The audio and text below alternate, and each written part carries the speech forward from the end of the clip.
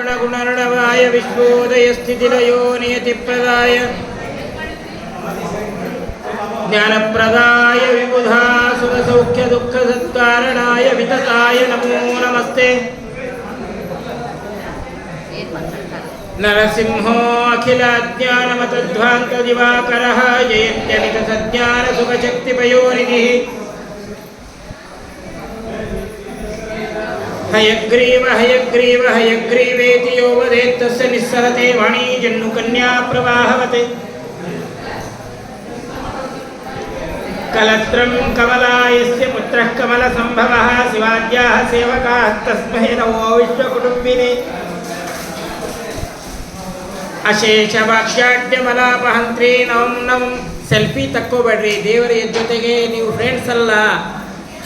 अशेषवाक्याड्य मलापहन्त्री नवं नवं स्पष्ट सुवाक्प्रदायिनी ममेह जिह्वाग्रसुरङ्गनर्तकी भवप्रसन्ना वदने च मे श्रीः। बुद्धिर्बलं यशोधैर्यं निर्भयत्वं अरोगता जाड्यं वाक्पटुत्वं च हनुमत्स्मरणात् भवेत्। भवति यदनुभावात् एडमूकोऽपि वाग्मी जडमतिरपि जन्तुर्जायते प्राज्ञमौलिः।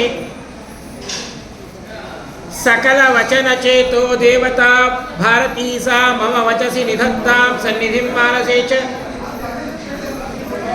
रमानिवासोचितवास भूमिः सन्न्याय रत्नावली जन्मभूमिः। वैराग्यभाग्यो मद्वनाभतीर्थामृताब्धिर्भवदाद्विभूते। पदवाक्य प्रमाण ज्ञान प्रतिवादि मदच्छिदः श्रीमदक्षोभ्यतीर्थाख्यानुपतिष्ठे गुरून् मम। यस्य वाक्कामधेनुन्नः कामितार्थान् प्रयच्छति सेवेतं जय योगीन्द्रं कामवाणच्छिदं सदा। नैवेद्यकविशं रामे वीक्ष तद्भुक्तिभाग्गुरुः यो अदर्शयद्रविं रात्रौ सत्यबोधोऽस्तु मे मुदे। आसेतो रातुषाराद्रेः यो दिशोचितवान् मुहुः सत्यध्यानगुरुः पातु यतीन्द्रैरप्यपाचितः। वेङ्कटेशाद्रिमारभ्य जेतुं तोताद्रिपूर्वकान् गत्वा दिग्विजयी पातु सत्याभिज्ञगुरुत्तमः। सत्याभिज्ञकराब्जोत्थान् पञ्चाशद्वर्षपूजकान् सत्यप्रमोदतीर्थार्यान् नौविन्याय सुधारतान्। यैरहं शुकवत्सम्यक् शिक्षितोऽस्मि कृपालुभिः तान् सुधामण्डनाचार्यान् गुरून् वन्दे निरन्तरं। यैरहं शुकवत्सम्यक् शिक्षितोऽस्मि कृपालुभिः श्रीमत्सत्यात्मतीर्थार्यान् वन्दे विद्यागुरून् मम। यैरहं शुकवत्सम्यक् शिक्षितोऽस्मि कृपालुभिः सुधा विशारदार्यान्तान् वन्दे विद्यागुरून् मम। पादमौलिपर्यन्तं गुरूणामाकृतिं स्मरेत्तेन विघ्नाः प्रणश्यन्ति च मनोरथाः। शुभान् ध्यायन्ति ये कामान् गुरुदेवप्रसादयानितरान् आत्मवापोत्थान् तेषां विद्या फलिष्यति। समाश्रयेत् गुरुं भक्त्या महाविश्वासपूर्वकं निक्षिपेत् सर्वभारमुच्च गुरोः श्रीपादपङ्कजे। स्वस्तिस्तु अस्मद्गुरुभ्यो नमः। उत्तराचार्य गुरुभ्यो नमः। हरि ओम हरि ओम हरि ओम।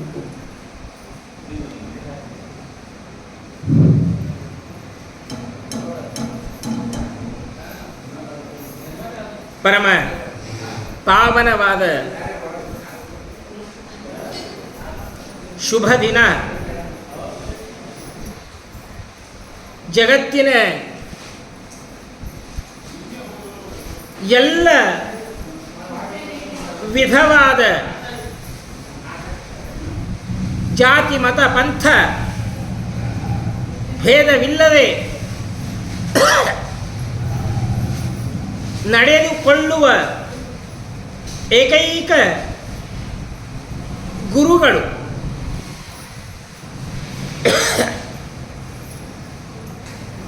ಇವರಲ್ಲಿಗೆ ಬಂದವರು ಯಾರೂ ಬರಿಗೈಯಿಂದ ಹಿಂದಿರುಗಿಲ್ಲ.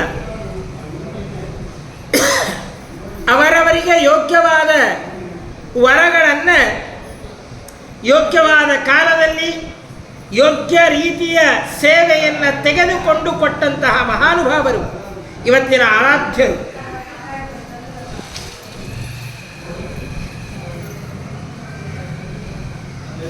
ಸಮಸ್ತ ಪ್ರಪಂಚ ವಿಶೇಷವಾಗಿ ಭಾರತೀಯ ಜನಾಂಗ ಎಲ್ಲರೂ ಕೂಡ ಆದರಿಸುವುದು, ಪೂಜಿಸುವುದು, ಭಕ್ತಿಯನ್ನು ಮಾಡುವುದು, ಯಾರನ್ನು ಕೇಳಿದರೂ ಗೊತ್ತಿಲ್ಲ ಎಂಬುವ ಶಬ್ದವೇ ಇಲ್ಲದಂತಿರುವ ಏಕೈಕ ಹೆದ್ದೈವ ತಿರುಮಲದ ತಿಮ್ಮಪ್ಪ, ಏಕೈಕ ಗುರುದೈವ ಮಂಚಾಲೆಯ ರಾಘಪ್ಪ ಎಂಬುದಾಗಿ ಕರೀತಾರೆ, ಹೇಳ್ತಾರೆ. ಇಂತಹ ವ್ಯಕ್ತಿಗೆ ರಾಘವೇಂದ್ರ ಸ್ವಾಮಿಗಳು ಅಂದರೆ ಗೊತ್ತಿಲ್ಲ ಎಂಬುವ ವಿಚಾರವೇ ಇಲ್ಲ. ಎಲ್ಲ ಜನರೂ ಕೂಡ ಇವರಲ್ಲಿ ಬಂದು ನತಮಸ್ಕರಾಗಿ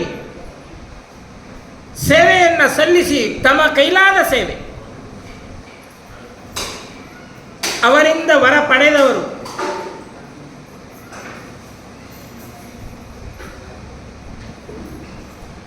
ಅಂತಹ ಶ್ರೇಷ್ಠ ಮಟ್ಟದ ಒಂದು ವ್ಯಕ್ತಿತ್ವ ಇವತ್ತಿನ ಆರಾಧ್ಯರದು.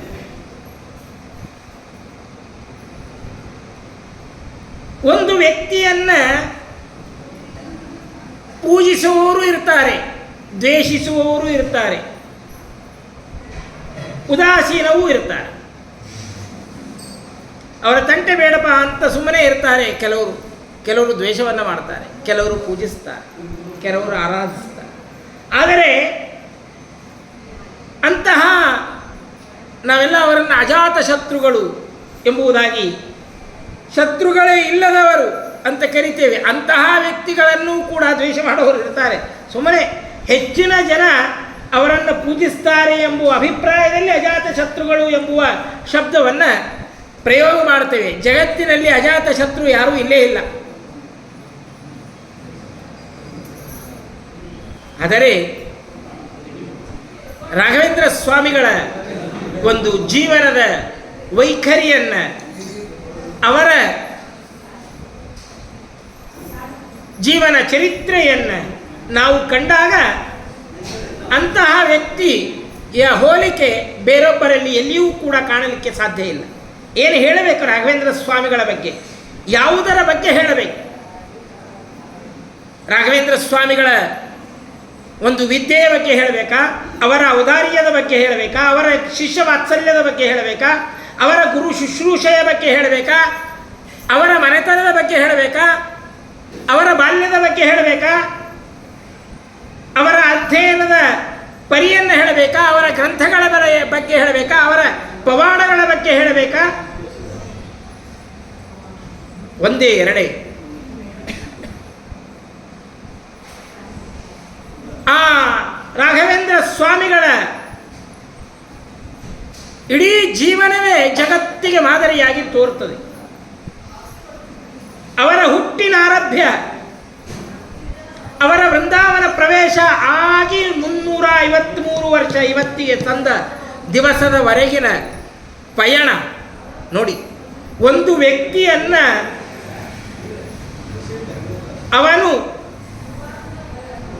ಕಾಲವಾಗಿ 353 ವರ್ಷಗಳವರೆಗೆ ಅನೂಚಾನವಾಗಿ ಇನ್ನೂ ಹೆಚ್ಚಿಗೆ ಭಕ್ತ ಸಮೂಹ ಆರಾಧಿಸುತ್ತದೆ ಅಂದರೆ ಆ ವ್ಯಕ್ತಿಯ ವ್ಯಕ್ತಿತ್ವ ಎಷ್ಟರ ಮಟ್ಟಿಗೆ ಇರಬೇಕು ಎಂಬುದನ್ನು ನಾವು ಮನಗಂಡಾಗ ನಮಗೆ ಅದರ ಅಗಾಧತೆಯ ಅರಿವಾಗ್ತದೆ. ಒಂದು ವ್ಯಕ್ತಿ ಎಷ್ಟು ಎತ್ತರಕ್ಕೆ ಏರಬಹುದು ಎಂಬುದಕ್ಕೆ ಮಾದರಿ ರಾಘವೇಂದ್ರ ಸ್ವಾಮಿಗಳು. ಅವರ ಜೀವನದುದ್ದಕ್ಕೂ ಕೂಡ ನಾವು ಕಾಣುವುದು ಬಡತನವನ್ನು. ಮನೆಯಲ್ಲಿ ಉಣ್ಣಲಿಕ್ಕೆ ಒಂದು ಹೊತ್ತು ಊಟವಿದ್ದರೆ 2 ಹೊತ್ತು ಉಪವಾಸ. ತಿಂಗಳಲ್ಲಿ 2 ಏಕಾದಶಿ ನಮಗೆಲ್ಲ ಇದ್ದರೆ ಆಗಾಗ ಒಂದು ಎಕ್ಸ್ಟ್ರಾ ಬಂದರೆ ನಮ್ಮನ್ನೇ ಬೈತಾರೆ ಅನೇಕರು. ಇರಲಿ, ಅವರಲ್ಲಿ ತಿಂಗಳಿಗೆ ಸರಿಸುಮಾರಾಗಿ 10 ರಿಂದ 12 ಏಕಾದಶಿಗಳು. ಅದನ್ನು ಕೂಡ ಅವರು ಅಷ್ಟೇ ಭಕ್ತಿಯಿಂದ ಆರಾಧಿಸ್ತಾ ಇದ್ದರು. ವಿಚಾರ ಮಾಡಿ, ಒಂದು ಏಕಾದಶಿ ಬಂದರೆ ಯಾಕರೆ ಬರ್ತದಪ್ಪ ಏಕಾದಶಿ ಅಂತ ಬೈತೀವಿ ನಾವು. ಉಪವಾಸ ಮಾಡಬೇಕಲ್ಲ ಸುಮ್ಮನೆ. ಆದರೆ ಉಣ್ಣಲಿಕ್ಕೆ ಇಲ್ಲದೆ ಉಪವಾಸ ಮಾಡುವುದಿದೆ ಅಲ್ಲ. ಉಳಿದ ಸುತ್ತ ಜನ ಊಟ ಮಾಡಿ ಕುಳಿತಾಗಲೂ ತಾನು ಉಪವಾಸ ಇರುವುದದ ಇಲ್ಲ, ಅದು ದೊಡ್ಡದಾದಂತಹ ಸಾಧನೆ. ಅದು ನಿಜವಾದ ವೈರಾಗ್ಯ. ಅಂತಹ ರಾಘವೇಂದ್ರ ಸ್ವಾಮಿಗಳವರು ಪೂರ್ವಾಶ್ರಮದಲ್ಲಿ ಬಡತನದ ಬೇಗೆಯಲ್ಲಿ ಬೆಂದು ಎಂದಿಗೂ ಕೂಡ ಭಗವಂತನನ್ನು ಮರೆಯದೆ ಆರಾಧಿಸ್ತಾ ಅಧ್ಯಯನದಲ್ಲಿ ತೊಡಗಿಸಿಕೊಂಡಂತಹ ಮಹಾನುಭಾವರು. ಒಂದು ಹೊತ್ತು ಸ್ವಲ್ಪ ಆಹಾರ ತಡವಾಗಿ ಬಂದರೆ ಜಗತ್ತಿನಲ್ಲಿ ಇರುವ ಎಲ್ಲ ದೇವರನ್ನು ಬೈತೇವೆ, ಮನೆಯಲ್ಲಿರೋರನ್ನೆಲ್ಲರನ್ನೂ ಬೈತೇವೆ ನಾವು. ಆಹಾರ 8 ಗಂಟೆಗೆ ಸಿಗೋದು 8:15ಕ್ಕೆ ಸಿಕ್ಕಿರ್ತದೆ ಅಷ್ಟೇ. ಆದರೆ ಆ ರಾಘವೇಂದ್ರ ಸ್ವಾಮಿಗಳ ಒಂದು ಭಕ್ತಿಯ ಪರಾಕಾಷ್ಠೆಯನ್ನು ನೋಡಿದಾಗ ಏನೆಲ್ಲ ಸಾಧನೆಯನ್ನು ಮಾಡಬಹುದು ಅಂತ ನಮಗೆ ತೋರಿಸಿಕೊಡ್ತಾರೆ. ಏನೇ ಬರಲಿ, ಎಷ್ಟೇ ಕಷ್ಟಗಳು ಬರಲಿ, ಆ ಎಲ್ಲ ಕಷ್ಟಗಳನ್ನು ನೀಗಿ ಭಗವಂತನ ಉಪಾಸನೆಯನ್ನು ಮಾಡಬೇಕು. ಗೋವಿಂದನ ದಯೆಯೊಂದಿರಲಿ, ಬಂದದ್ದೆಲ್ಲ ಬರಲಿ, ಗೋವಿಂದನ ದಯೆಯೊಂದಿರಲಿ. ಇಷ್ಟು ಬಡತನ ಇದ್ದರೂ ಕೂಡ ಎಂದಿಗೂ ಕೂಡ ಒಬ್ಬರ ಬಳಿಯಲ್ಲಿ ಕೈ ಚಾಚಲಿಲ್ಲ, ದೇಹಿ ಅನ್ನಲಿಲ್ಲ. ಕೇವಲ ನಿಶ್ಚಲವಾದಂತಹ ಭಗವಂತನ ಮೇಲಿನ ಭಕ್ತಿಯಿಂದ ಈಶಾವಾಸ್ಯವಿದಂ ಸರ್ವಂ ಯತ್ಕಿಂಚ ಜಗತ್ಯಾಂಜಗತ ತೇನ ತ್ಯಕ್ತೇನ ಭುಜ್ಯೀತಾಃ ಮಾಗೃತ ಕಸ್ಯ ಸ್ವಿಧನಂ. ಎಲ್ಲವೂ ಭಗವಂತನ ಅಧೀನ. ಭಗವಂತ ಕೊಟ್ಟರೆ ನಾವು ಉಣಬೇಕು. ಮನೆಯಲ್ಲಿ ಕೋಟಿ ಕೋಟಿ ಹಣ ಬಿದ್ದರೂ ಕೂಡ ಭಗವಂತನ ಇಚ್ಛೆಗೆ ಬರಲಿಲ್ಲ ಅಂದರೆ ಉಪಭೋಗ ಮಾಡಲಿಕ್ಕಾಗೋದಿಲ್ಲ ಎಂಬುವ ಕಟು ಸತ್ಯ, ನಿತ್ಯ ಸತ್ಯವನ್ನು ಅಪ್ಪಿಕೊಂಡು ಇದ್ದವರು ರಾಘವೇಂದ್ರ ಸ್ವಾಮಿಗಳು. ಅವರ ಬಾಲ್ಯ ಕಡು ಬಡತನದಲ್ಲಿ ಕಳೆದರೆ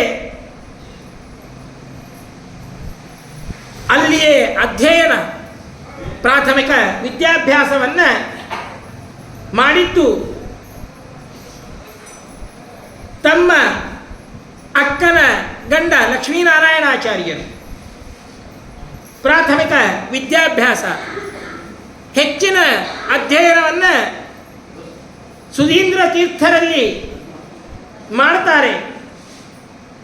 ಆಗ ಗುರುಕುಲದಲ್ಲಿ ವಾಸ, ಸ್ವಾಮಿಗಳ ಬಳಿಯಲ್ಲಿ ನಿತ್ಯ ಸನ್ನಿಧಾನದಲ್ಲಿ ಇರೋದು. ಅಲ್ಲಿಯೂ ಕೂಡ ಗುರು ಶುಶ್ರೂಷೆ, ಗುರುಗಳ ಸೇವೆ ಎಡೆಬಿಡದೆ ನಿರಂತರವಾಗಿ ಮಾಡ್ತಾ ಇರ್ತಾರೆ. ಆ ಗುರುಗಳು ಹೇಳಿದ ಪಾಠವನ್ನು ಒಪ್ಪಿಸಬೇಕು. ಅವರ ಆ ವ್ಯಾಖ್ಯಾನದ ಶೈಲಿಯನ್ನು ವಾಗೀಂದ್ರ ತೀರ್ಥ ಶ್ರೀಪಾದಂಗಳವರು ವರ್ಣನೆಯನ್ನು ಮಾಡ್ತಾರೆ. ಏನು ಅದ್ಭುತವಾದ ವರ್ಣನೆ! ರಾಯರು, ರಾಘವೇಂದ್ರ ಸ್ವಾಮಿಗಳವರು, ಸುಧೀಂದ್ರ ತೀರ್ಥ ಶ್ರೀಪಾದಂಗಳವರು ಹೇಳಿದ ನ್ಯಾಯ ಸುಧೆಯ ಪಾಠದ ವ್ಯಾಖ್ಯಾನವನ್ನು ಬರಿತಾ ಇದ್ರಂತೆ. ಬೆಳಗ್ಗೆ ಹೇಳಿದ ಪಾಠ, ಸಾಯಂಕಾಲ ಅದರ ಅಧ್ಯಯನ, ರಾತ್ರಿ ಅದಕ್ಕೆ ವ್ಯಾಖ್ಯಾನ.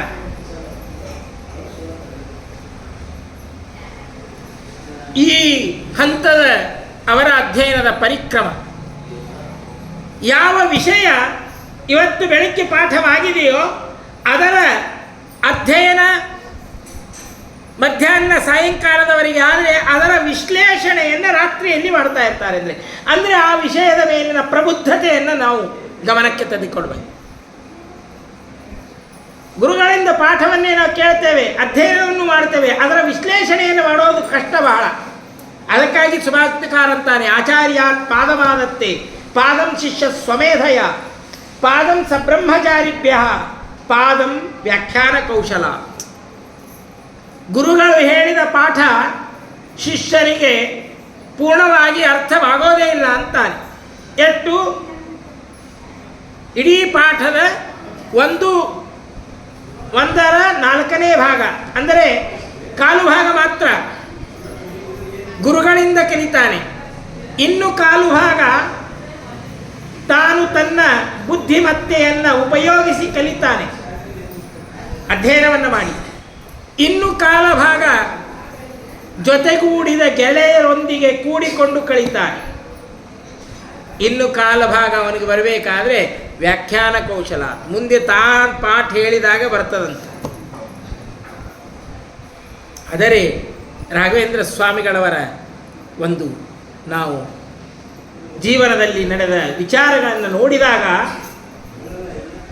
ಬೆಳಗ್ಗೆ ಆದ ಪಾಠವನ್ನು ಮಧ್ಯಾಹ್ನದಲ್ಲಿ ಅಧ್ಯಯನವನ್ನು ಮಾಡಿ ಪೂರ್ಣಗೊಂಡು ಸಾಯಂಕಾಲ ಅದಕ್ಕೆ ವ್ಯಾಖ್ಯಾನ ಬರೀತಾರೆ. ಅಂದರೆ ಎಂತಹ ಭಗವಂತನ ಅನುಗ್ರಹ ಇದ್ದು ಅವರ ಬುದ್ಧಿಮತ್ತೆ ಎಂತಹದ್ದಾಗಿರಬಹುದು.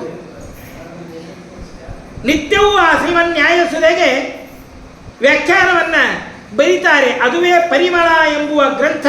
ಇವತ್ತಿಗೆ ಅವರನ್ನು ಕರೆಯೋದೇ ಪರಿಮಳಾಚಾರ್ಯರು ಎಂಬುದಾಗಿ ನೋಡಿ. ಅವರ ಗ್ರಂಥದ ಹೆಸರಿನಿಂದ ಅವರನ್ನು ಕರೆಯಬೇಕಾದರೆ ಆ ಗ್ರಂಥದ ಒಂದು ಪ್ರಾಮುಖ್ಯತೆ, ಗ್ರಂಥದ ಪ್ರಸಿದ್ಧಿ ಎಷ್ಟರ ಮಟ್ಟಿಗಿದೆ ಎಂಬುದನ್ನು ನಾವು ಮನಗಾಣಬೇಕು.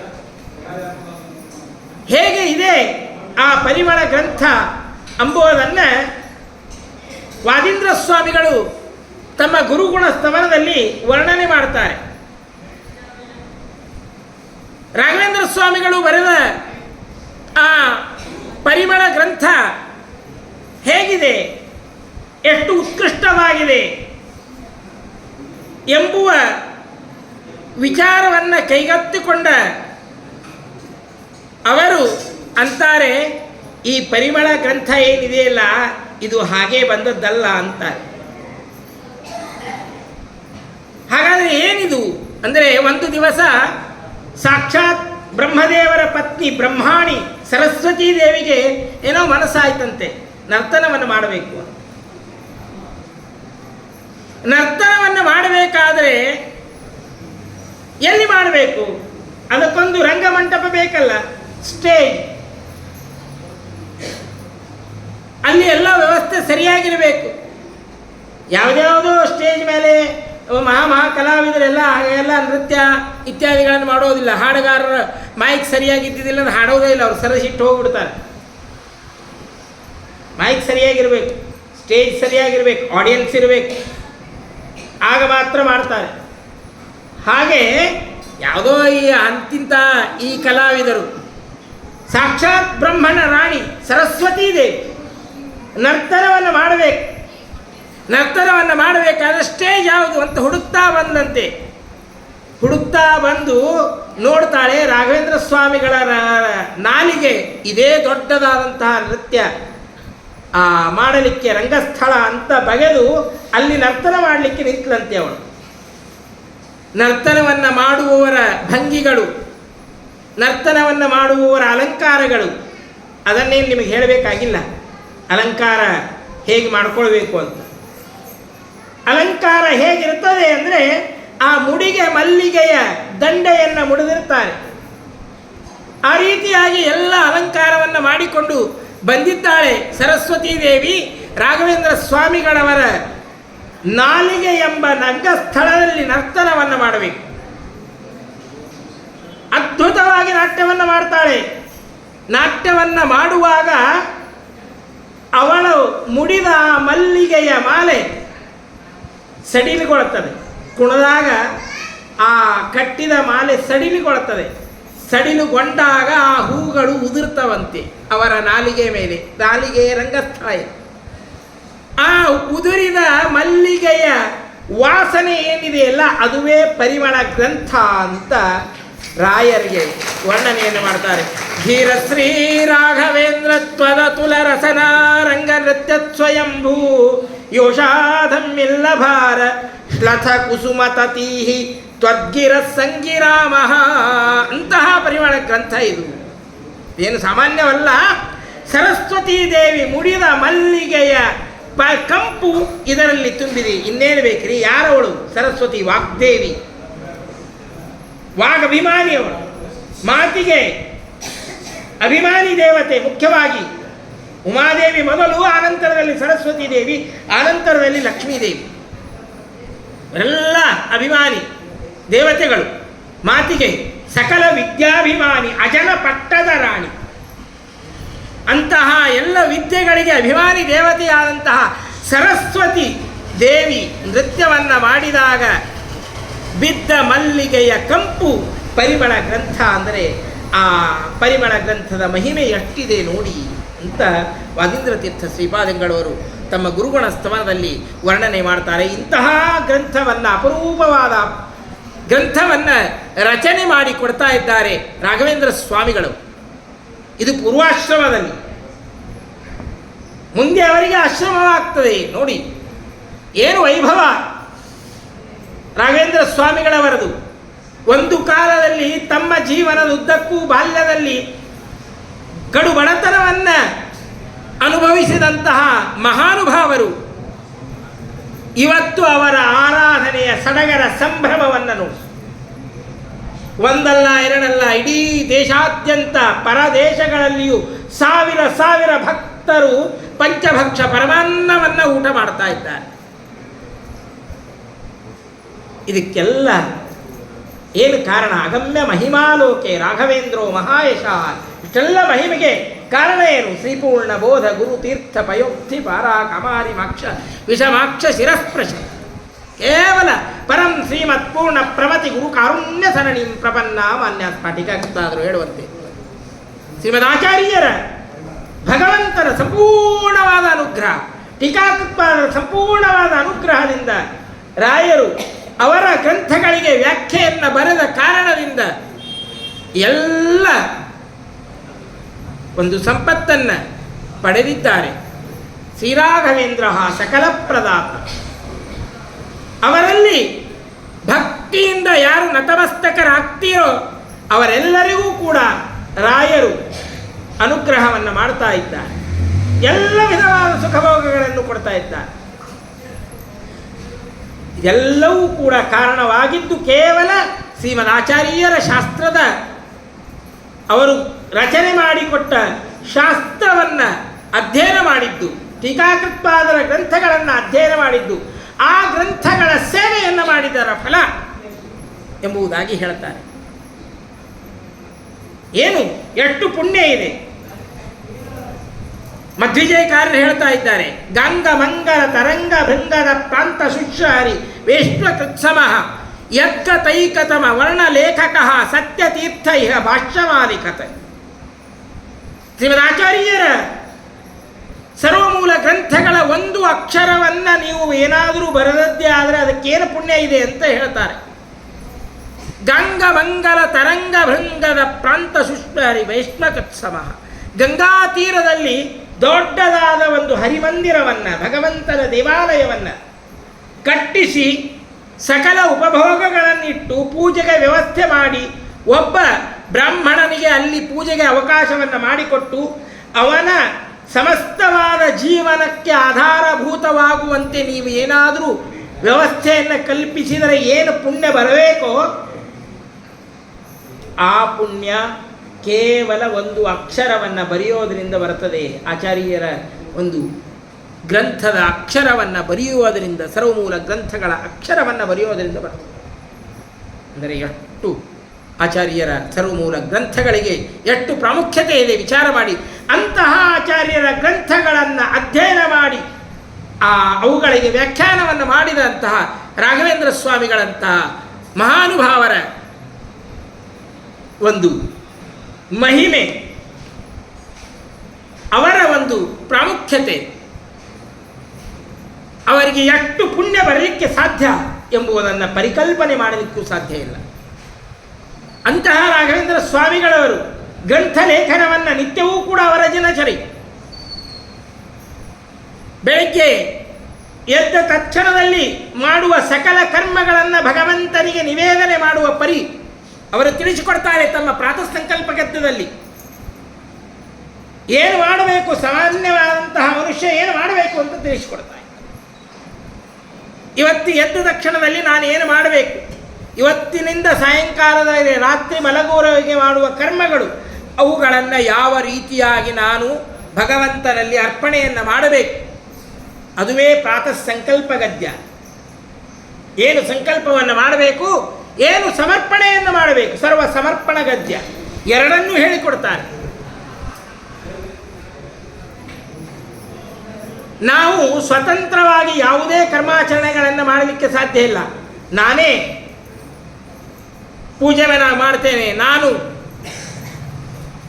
ಸ್ನಾನವನ್ನು ಮಾಡ್ತೇನೆ, ನಾನು ಊಟವನ್ನು ಮಾಡ್ತೇನೆ, ಇವ್ಯಾವೂ ನಮ್ಮಿಂದ ಸಾಧ್ಯ ಇಲ್ಲ. ಅಂದ್ಕೊಳ್ತೇವೆ ಅಷ್ಟೇ ನಾವು ಮಾಡ್ತೇವೆ ಅಂತ. ನಮ್ಮ ಪುಣ್ಯ ಇದ್ದರೆ ಭಗವಂತ ನಮ್ಮಿಂದ ಮಾಡಿಸ್ತಾನೆ ಹೊರತು ನಾವು ಮಾಡಲಿಕ್ಕೆ ಸ್ವತಂತ್ರರಲ್ಲ.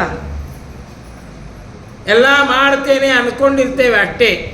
ನಾನೇ ಮಾಡಿದೆ ಎಂಬುದು ಇರ್ತದೆ, ಆದರೆ ಯಾವುದನ್ನು ನಾನು ಮಾಡಿರೋದಿಲ್ಲ, ಹೇಳ್ಕೊಳ್ಳೋದಷ್ಟೇ ನಾವು. ಆ ಸ್ವಾತಂತ್ರ್ಯ ನಮಗಿಲ್ಲ ಎಂಬುವುದನ್ನು ಜಗತ್ತಿಗೆ ಸಾರಿದ ಮಹಾನುಭಾವರು ರಾಘವೇಂದ್ರ ಸ್ವಾಮಿಗಳು. ಇವತ್ತು ಏನೇ ನಾವು ಕಾರ್ಯವನ್ನು ಮಾಡ್ತೇವೆ ಅಂದರೆ ಅದು ಕೇವಲ ಭಗವಂತನ ಅನುಗ್ರಹದಿಂದ ಮಾಡಲಿಕ್ಕೆ ಸಾಧ್ಯ ಹೊರತು ನಾವು ಸ್ವತಂತ್ರವಾಗಿ ಕರ್ತೃಗಳಲ್ಲ. ಈ ಎಲ್ಲ ಕರ್ಮಗಳನ್ನು ನಮ್ಮಲ್ಲಿ ನಿಂತುಕೊಂಡು ಭಗವಂತ ವಾಯುದೇವರ ಮುಖಾಂತರವಾಗಿ ಮಾಡಿಸ್ತಾನೆ. ನಾವು ಮಾಡುವ ಪ್ರತಿಯೊಂದು ಶ್ವಾಸೋಚ್ಛ್ವಾಸ ಅದನ್ನು ಕೂಡ ಮಾಡುವವರು ನಾವಲ್ಲ, ನಮ್ಮಲ್ಲಿ ನಿಂತುಕೊಂಡು ವಾಯುದೇವರೇ ಮಾಡ್ತಾರೆ. ಸಾಮಾನ್ಯ ಪ್ರಕ್ರಿಯೆ. ಹುಟ್ಟಿದ ಯಾವ ಮನುಷ್ಯ ಶ್ವಾಸೋಚ್ಛ್ವಾಸವನ್ನು ಮಾಡೋದಿಲ್ಲ? ಮಾಡ್ತಾನೆ. ಮಾಡಲಿಲ್ಲ ಅಂದರೆ ಅವನು ಕೃಷ್ಣಾರ್ಪಣ ಅಂತ ಅರ್ಥ. ಆದರೆ ಆ ಸಾಮಾನ್ಯ ಪ್ರಕ್ರಿಯೆ ಏನಿದೆಯಲ್ಲ, ಇದು ಕೂಡ ನಾವು ಮಾಡುವ ಒಂದು ದೇವತಾರಾಧನೆ ಎಂಬುದಾಗಿ ನಾವು ಅನುಸಂಧಾನವನ್ನು ಮಾಡಬೇಕು. ಅಷ್ಟು ಚೆನ್ನಾಗಿ ನಮಗೆ ಭಾಗವತವೂ ಕೂಡ ಇದರ ಬಗ್ಗೆ ಉಲ್ಲೇಖವನ್ನು ಮಾಡುತ್ತದೆ. ನಾವು ಯಾವ ರೀತಿಯಾಗಿ ಮಾಡುವ ದಿನಚರಿಯನ್ನು ಯಾವ ರೀತಿಯಾಗಿ ಅನುಸಂಧಾನವನ್ನು ಮಾಡಬೇಕು ಅಂತ. ಜಿತಶ್ವಾಸ ಜಿತಾಸನ ಜಿತಶ್ವಾಸ ಜಿತಸಂಗ ಜಿತೇಂದ್ರಿಯ ಸ್ಥೂಲೇ ಭಗವತೋ ರೂಪೇ ಮನಸ್ಸಂಧಾರ ಯದ್ಧಿಮ. ನಾವು ಮಾಡುವ ಪ್ರತಿಯೊಂದು ಕಾರ್ಯವೂ ಕೂಡ ಭಗವತ್ ಪ್ರೀತಿಕರವಾಗಬೇಕಾದರೆ ನಾವು ಮೊದಲು ಮಾಡಬೇಕಾದ ಕಾರ್ಯ ಭಗವಂತನೆಡೆಗೆ ನಮ್ಮ ಮನಸ್ಸು ಏಕಾಗ್ರವಾಗಿ ನಿಲ್ಲಬೇಕಾದರೆ ನಾವು ಮಾಡಬೇಕಾದಂತಹ ಕಾರ್ಯ ಎಂತಹದ್ದು ಏನಾಗಬೇಕು ಅಂದರೆ ಮೊದಲಿಗೆ ಜಿತಾಸನ, ಆಸನ ಜಯ ನಮ್ಮಲ್ಲಿರಬೇಕು. ಕುದ್ದ ಸ್ಥಳದಲ್ಲಿ ಕೂಡಲಿಕ್ಕೆ ಕಲಿಬೇಕು. ಮೊದಲು ಕುದ್ದ ಸ್ಥಳದಲ್ಲಿ ಕೂಡಲಿಕ್ಕೆ ಕಲಿದೇ ಇದ್ದರೆ ಮಾಡುವುದೇನು ಸಾಧನೆ? ಏನೆಲ್ಲ ಮಾಡಬೇಕಾದರೂ ಕೂಡ ನಾವು ಕುದ್ದ ಸ್ಥಳದಲ್ಲಿ ಕೂಡಬೇಕು ಮೊದಲು. ಆವಾಗ ಮನಸ್ಸು ಏಕಾಗ್ರವಾಗ್ತದೆ. ಅಧ್ಯಯನ ಅಧ್ಯಾಪನವನ್ನು ಮಾಡಬೇಕಾದರೂ ಗುರು ಶಿಷ್ಯ ಭಾವ, ಗುರುಗಳು ಶಿಷ್ಯರು ಎದುರು ಬದಲಾಗಿ ಕುಳಿತಾಗ ಮನಸ್ಸು ಏಕಾಗ್ರವಾಗ್ತದೆ. ಸಂಚಾರ ಮಾಡಿದಾಗ ಏಕಾಗ್ರವಾಗುವುದಿಲ್ಲ. ಇಂದಿನ ಹುಚ್ಚು ಸರ್ಕಾರ ಏನೇನೋ ರೂಲ್ ಮಾಡ್ತದೆ, ಕೂತು ಪಾಠ ಮಾಡೋ ಹಾಗಿಲ್ಲ, ಓಡಾಡ್ಕೊಂಡು ಮಾಡಬೇಕು ಅಂತ. ಓಡಾಡಿಕೊಂಡು ಮಾಡಿದರೆ ಚಂಚಲವಾಗ್ತದೆ ಮನಸ್ಸು. ಗುರುಗಳು ಹೀಗೆ ಓಡಾಡ್ತಾ ಇದ್ದಾಗ ಅದೇನೋ ಬ್ಯಾಡ್ಮಿಂಟನಲ್ಲಿ ನೋಡ್ತಿರ್ತೀವಿ, ಒಮ್ಮೆ ಹೀಗೆ ತಲಿ ಒಮ್ಮೆ ಹೀಗೆ ತಲಿ ಮಾಡ್ತಿರ್ತೀವಿ, ಗೋಣು ನೋಯಿಸ್ತದೆ ಅಷ್ಟೇ. ಬ್ಯಾಡ್ಮಿಂಟನ್ ಕೋರ್ಟ್ನಲ್ಲಿ ನೋಡ್ತಿರ್ತೀವಿ, ಅವ ಹಿಂಗೆ ಮಾಡ್ತಿರ್ತಾವೆ ನೋಡೋರು, ಒಮ್ಮೆ ಹಿಂಗೆ ಒಮ್ಮೆ ಹಿಂಗೆ ಒಮ್ಮೆ ಹಿಂಗೆ ಒಮ್ಮೆ ಹಿಂಗೆ. ಹಾಗೆ ಗುರುಗಳು ಸಂಚಾರವನ್ನು ಮಾಡ್ತಾ ಪಾಠವನ್ನು ಮಾಡೋದಾದರೆ ಇಂದಿನ ಸ್ಕೂಲ್ಗಳಲ್ಲಿ ಅದೇ ನಿಯಮ ಇದೆ, ಕೂತು ಮಾಡೋ ಹಾಗಿಲ್ಲ. ಅವರೆಡೆಗೆ ನಮ್ಮ ಮನಸ್ಸು ಏಕಾಗ್ರವಾಗದೇ ಇದ್ದಾಗ ವಿದ್ಯೆ ಹೇಗೆ ತಲೆಗೆ ಹತ್ತಲಿಕ್ಕೆ ಸಾಧ್ಯ? ಅದಕ್ಕಾಗಿ ಆಸನ ಜಯ, ಕುಳಿತುಕೊಂಡು ಮಾಡಬೇಕು. ಗುರು ಶಿಷ್ಯ ಭಾವ. ಜಿತ ಶ್ವಾಸ, ಶ್ವಾಸಜಯ ಇರಬೇಕು. ಪ್ರಾಣಾಯಾಮದ ಆಯಾಮವನ್ನು ನಾವೆಲ್ಲ ಕಾಣ್ತೇವೆ. ಇವತ್ತು ಪ್ರಾಣಾಯಾಮ ಆರೋಗ್ಯವರ್ಧಕ, ಆಯುರ್ವರ್ಧಕ ಅಂತೆಲ್ಲ ಹೇಳ್ತೇವೆ. ಏನಿದರ ಮರ್ಮ? ಯಾಕೆ ನಾವು ಪ್ರಾಣಾಯಾಮವನ್ನು ಮಾಡಬೇಕು? ಒಂದು ಆರೋಗ್ಯವಂತನಾದಂತಹ ಪುರುಷ, ಒಬ್ಬ ವ್ಯಕ್ತಿ ಎಷ್ಟು ಶ್ವಾಸೋಚ್ಛ್ವಾಸಗಳನ್ನು ಮಾಡ್ತಾರೆ ಒಂದು ದಿನದಲ್ಲಿ. ದಾಸರಾಯರು ನಮಗೆ ಹೇಳಿಕೊಡ್ತಾರೆ, 21,500 ಅಪ್ರತಿಮ ಹಂಸವಂತ. ದಿನದಲ್ಲಿ ಆರೋಗ್ಯವಂತರಾದಂತಹ ವ್ಯಕ್ತಿ 21,600 ಶ್ವಾಸೋಚ್ಛ್ವಾಸಗಳನ್ನು ಮಾಡ್ತಾನಂತೆ. ಅದನ್ನು ನಾವು ಕುಂಭಕದಲ್ಲಿ ತಡೆಗಟ್ಟಿದಾಗ ಅದುವೇ ಆಯುರ್ವೃದ್ಧಿ. ಪ್ರಾಣಾಯಾಮದ ಗುಟ್ಟದು, ಬೇರೇನೂ ಅಲ್ಲ. ಇವತ್ತು 21,600 ಶ್ವಾಸೋಚ್ಛ್ವಾಸವನ್ನು ಮಾಡುವ ನಾನು ಒಂದು 100 ತಡೆಗಟ್ತೇನೆ. 100 ಶ್ವಾಸೋಚ್ಛ್ವಾಸದ ಆಯುಷ್ಯ ಹೆಚ್ಚಾಯಿತು ಅಷ್ಟೇ. Just like cylinder. ಈ ದೇಹ ಕಾಲಕ್ಕೆ ಆಫ್ ಮಾಡ್ತಾ ಇದ್ದರೆ 1 ತಿಂಗಳು ಬರೋದು 1.5 ತಿಂಗಳು ಬರ್ತದೆ.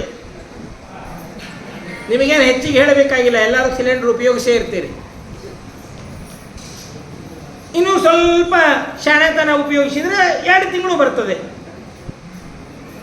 ದಡತನ ಮಾಡಿದರೆ 15 ದಿವಸಕ್ಕೆ ಹೋಗ್ತದೆ. ಹಾಗೆ ಇದು ನಮ್ಮ ದೇಹ. ನಮ್ಮ ದೇಹದಲ್ಲಿ ಅದರ ಮೇಲೆ 14.2 ಅಂತ ಬರೆದು ಕಳಿಸಿರ್ತಾರೆ. ನೋಡಿರಲಿಲ್ಲೋ ಗೊತ್ತಿಲ್ಲ ನನಗೆ. ಅಷ್ಟು ಅನಿಲ ಅದರಲ್ಲಿ ಇದೆ ಅಂತ ಅರ್ಥ. ಹಾಗೆಯೇ ದೇವರು ನಮ್ಮನ್ನು ಹೊರಗೆ ದಬ್ಬಬೇಕಾದ್ರೆ ನಮ್ಮ ಹಣೆಯಲ್ಲಿ ಬರೆದು ಕಳಿಸಿರ್ತಾನೆ ಇಷ್ಟು ಅಂತ. ಅದು ನಿಮಗೆ ಕಾಣಿಸುವುದಿಲ್ಲ. ಹೀಗಾಗಿ ಬೇಕಾಬಿಟ್ಟಿಯಾಗಿ ಉಪಯೋಗಿಸ್ತೀರಿ. ಕಂಡಿದ್ರೆ ಉಪಯೋಗಿಸೋದನ್ನು ಕಡಿಮೆ ಮಾಡ್ತಿದ್ರೆ ಅಷ್ಟೇ. ಅದನ್ನೇ ಯಾವ ರೀತಿಯಾಗಿ ನಾವು ಉಪಯೋಗಿಸಬೇಕೋ ಆ ರೀತಿಯಾಗಿ ಉಪಯೋಗಿಸಿದಾಗ ನಮ್ಮ ಆರೋಗ್ಯ ವೃದ್ಧಿ ಆಗ್ತದೆ, ನಮ್ಮ ಆಯುರ್ವೃದ್ಧಿ ಆಗ್ತದೆ. ಅದಕ್ಕಾಗಿ ಪ್ರಾಣಾಯಾಮವನ್ನು ಮಾಡಬೇಕು. ರೇಚಕ, ಪೂರಕ, ಕುಂಭಕದಲ್ಲಿ ಶ್ವಾಸ ನಿರೋಧವನ್ನು 1 ಸೆಕೆಂಡ್, 2 ಸೆಕೆಂಡ್, 3 ಸೆಕೆಂಡ್ ಎಷ್ಟೆಷ್ಟು ನೀವು ಮಾಡ್ತಿರೋ ಪ್ರಾಣಾಯಾಮ ಅಷ್ಟಷ್ಟು ಆಯುರ್ವೃದ್ಧಿ ಆಗ್ತದೆ. ಜಿತಶ್ವಾಸ. ಈ ರೀತಿಯಾಗಿ ನಾವು ಆ ಗುಟ್ಟನ್ನು ಅರಿಯಬೇಕು. ಹಾಗೆ ಅದರ ಆರಾಧನೆಯನ್ನು ಮಾಡಬೇಕು. ಈ ರೀತಿಯಾಗಿ ನಾವು ಆರಾಧನೆಯನ್ನು ಮಾಡಿ ಭಗವಂತನತ್ತ ಸಾಗಬೇಕು ಎಂಬುವ ಪರಿಕಲ್ಪನೆ ನಮ್ಮಲ್ಲಿ ಜಾಗೃತವಾಗಬೇಕು. ಆ ರೀತಿಯಾದ ಸಂಕಲ್ಪವನ್ನು ಬೆಳಗ್ಗೆ ಎದ್ದ ತಕ್ಷಣದಲ್ಲಿ ಮಾಡಬೇಕು. ಅದ್ಯ ಸೂರ್ಯೋದಯಮಾರಭ್ಯ ಶ್ವಃ ಸೂರ್ಯೋದಯ ಪರ್ಯಂತಂ. ಇವತ್ತಿನ ಬೆಳಿಗ್ಗೆ ಸೂರ್ಯೋದಯದಿಂದ ನಾಳಿನ ಸೂರ್ಯೋದಯದವರೆಗೆ ನಮ್ಮಲ್ಲಿ ವಾಯುದೇವರು ನಿಂತುಕೊಂಡು, ಭಗವಂತನ ಆಜ್ಞೆಯಂತೆ ನಿಂತುಕೊಂಡು ಶ್ವಾಸೋಚ್ಛ್ವಾಸವನ್ನು ಮಾಡ್ತಾರೆ ಎಂಬುವ ಅನುಸಂಧಾನವನ್ನು ಮಾಡಬೇಕು. ಅದು ಒಂದು ಹಂಸ ಮಂತ್ರ ಜಪವಾಗ್ತದೆ. ಈ ರೀತಿಯಾಗಿ ನಾವು ಯಾವುದಕ್ಕೂ ಸ್ವತಂತ್ರ ಕರ್ತೃಗಳಲ್ಲ. ನಾವೆಲ್ಲರೂ ಕೂಡ ಅಸ್ವತಂತ್ರರು. ನಾವು ಮಾಡುವ ಪ್ರತಿಯೊಂದು ಕಾರ್ಯವೂ ಕೂಡ ಭಗವತ್ ಪ್ರೀತಿಕರವಾಗಬೇಕಾದರೆ ಆ ಎಲ್ಲದರಲ್ಲಿಯೂ ಕೂಡ ಭಗವಂತನ ಸಂಕಲ್ಪ ಇದೆ ಎಂಬುದಾಗಿ, ಅವನು ಸತ್ಯ ಸಂಕಲ್ಪ, ಅವನೇ ಮಾಡಿಸುವವನು, ಅವನೇ ಮಾಡುವವನು ಎಂಬುವ ಒಂದು ಪರಿಕಲ್ಪನೆಯನ್ನು ನಾವು ತಂದುಕೊಂಡಾಗ ಮಾತ್ರ ನಮಗೆ ಸಾಧ್ಯ ಎಂಬುದನ್ನು ಪ್ರಾತಃ ಸಂಕಲ್ಪ ಗದ್ಯದಲ್ಲಿ ನಮಗೆ ತಿಳಿಸಿಕೊಡ್ತಾ ಕೊನೆಗೆ ಹೇಳ್ತಾರೆ, ಏನಂ ದೂನಂ ದೀನಂ ಅನಾಥಂ ಶರಣಾಗತಂ ರಕ್ಷ ರಕ್ಷ ಇತಿ ವಿಜ್ಞಾಪನ ಕರ್ತೃಣ. ರಾಯರಂತಾರೆ, ಈ ಎಲ್ಲ ಕಾರ್ಯಗಳನ್ನು ನಾನು ಬೆಳಗ್ಗೆ ಎದ್ದ ತಕ್ಷಣದಿಂದ ಸಾಯಂಕಾಲದವರೆಗೆ ನಾನು ಮಾಡ್ತಾ ಇದ್ದೇನಲ್ಲ, ಇದನ್ನೆಲ್ಲ ಮಾಡುವುದನ್ನು ನೋಡಿ ನಮ್ಮ ಕೈ ಹಿಡಿದುಕೊಂಡು ಒಯ್ದು ಭಗವಂತನ ಎದುರಿಗೆ ನಿಲ್ಲಿಸುವವರು ಯಾರು ಅಂದರೆ ಅದೇ ವಾಯುದೇವರು. ವಾಯುಸ್ತು ತದನುಜ್ಞೇಯ. ವಾಯುದೇವರು ಬಂದು ಭಗವಂತನೆಡೆಗೆ ಶಿಫಾರಸ್ಸನ್ನು ಮಾಡ್ತಾರಂತೆ. ಎಲ್ಲ ಕಡೆಗೂ ಶಿಫಾರಸ್ಸು. ಅಲ್ಲಿ ಭಗವಂತನೆಡೆಗೆ ವಾಯುದೇವರ ಶಿಫಾರಸ್ಸು ಪ್ರಾಮಾಣಿಕವಾದದ್ದು, ಉಳಿದದ್ದೆಲ್ಲ ಅಪ್ರಾಮಾಣಿಕ. ವಾಯುದೇವರು ಇವರ ಸಾಧನೆಯನ್ನು ನೋಡಿ ಕೈ ಹಿಡಿದು ಎಳೆದುಕೊಂಡು ಹೋಗಿ ಅವರ ಭಗವಂತನ ಮುಂದೆ ನಿಲ್ಲಿಸಿ, ಇವನು ಯೋಗ್ಯವಾದ ಸಾಧನೆಯನ್ನು ಮಾಡಿದ್ದಾನೆ, ನೀನು ಅನುಗ್ರಹವನ್ನು ಮಾಡುವಂತೆ ಹೇಳ್ತಾರೆ. ಆ ವಾಯುದೇವರ ಒಂದು ಶಿಫಾರಸ್ಸಿಗೆ ನಾವು ಪಾತ್ರರಾಗಬೇಕಾದರೆ ನಾವು ಯಾವ ರೀತಿಯಾಗಿ ಇರಬೇಕು ಎಂಬುದನ್ನು ರಾಘವೇಂದ್ರ ಸ್ವಾಮಿಗಳವರು ನಮಗೆ ತಿಳಿಸಿಕೊಡ್ತಾ ಇದ್ದಾರೆ. ಅವರಂತಾರೆ, ನಾನೊಬ್ಬನೇ ಏನ್ರಿ ನಾವೆಲ್ಲ ಮಾತನಾಡ್ತಿರ್ತೇವೆ, ಆಯ್ತು ಹೇಳ್ರಪ್ಪ, ನಾವು ಮಾಡಿದ್ರೆ ಸಾಕಲ್ಲ. ಮನೆಯೊಳಗೆ ಮಗನಿಗೆ ಉಪನಯನ ಮಾಡ್ತೀವಿ, ಇಲ್ಲ ಹೇಳೋ ನಾ ಮಾಡೀನಿ, ನನ್ನ ಹೊಟ್ಟೆಯೊಳಗೆ ನೀ ಬಂದು ನೀ ಏನು ಸಂಧ್ಯಾವಂದನ ಮಾಡೋದು ಕಾರಣಿಲ್ಲ, ನೀ ಏನು ಜಪ ಮಾಡೋದು ಕಾರಣಿಲ್ಲ. ಹಾಗೆ ಅವನ ಹೊಟ್ಟೆಯೊಳಗೆ ನೀವು ಹೋಗ್ರಿ, ಅವನು ಊಟ ಮಾಡಿರ್ತಾನೆ, ನೀವು ಬಿಡ್ರಿ. ಅಂದರೆ ನಾವು ಯಾವ ರೀತಿಯಾಗಿ ನಮ್ಮ ಮಕ್ಕಳನ್ನು ಬೇರೆಡೆಗೆ ಒಯ್ತಾ ಇದ್ದೇವೆ, ನಮ್ಮದೇ ತಪ್ಪು. ಮಾಡುವಂಥೇಳಿ ಮಾಡಿಸೋದು ಹೇಗೆ, ನಾ ಮಾಡೇನಿ ನೀ ಮಾಡಬೇಡ ಅಂತ ಹೇಳೋದು ಹೇಗೆ? ಅದರಿಂದ ಅವನೇನಾಗ್ತಾನೆ, ಅಧರ್ಮದೆಡೆಗೆ ಸಾಕ್ತಾನೆ. ಅವನಿಗೆ ಯಾವ ಕಾಲದಲ್ಲಿ ಯಾವ ವಿಚಾರವನ್ನು ಯಾವ ರೀತಿಯಾಗಿ ಹೇಳಬೇಕೋ ಹೇಳಬೇಕು.